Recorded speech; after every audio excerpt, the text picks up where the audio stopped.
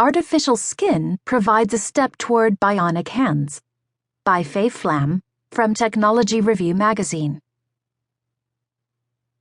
With funding from the U.S. Department of Defense, several researchers are making progress toward more human-like prosthetic hands, ones that give users a sense of control and touch.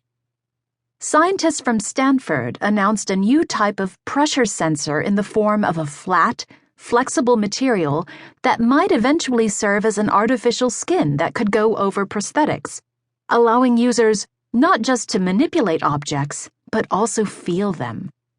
The sensors send pulses that the brain interprets in order to determine a certain sense of touch. It's directly mimicking the biological system, says lead researcher Shannon Bao. The skin is made from plastic, which is printed with a waffle pattern to make it compressible. Embedded inside are carbon nanotubes, tiny cylinders of pure carbon that conduct electricity. Squeezing the material brings the rods closer together, creating more rapid pulses as the pressure increases.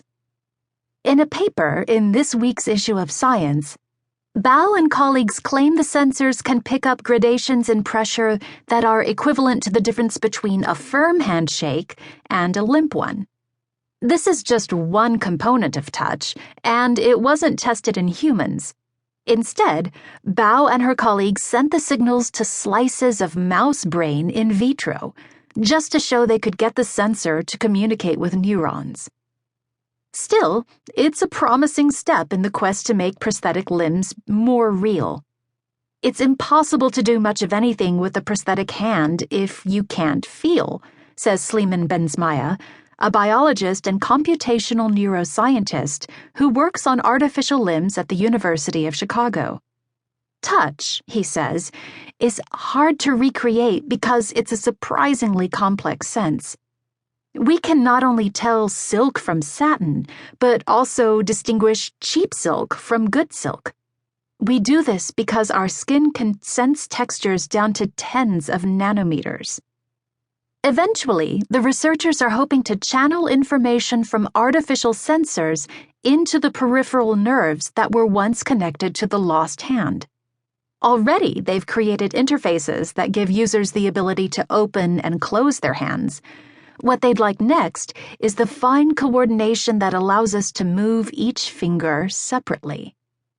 And that will require electrical pulses to travel both ways.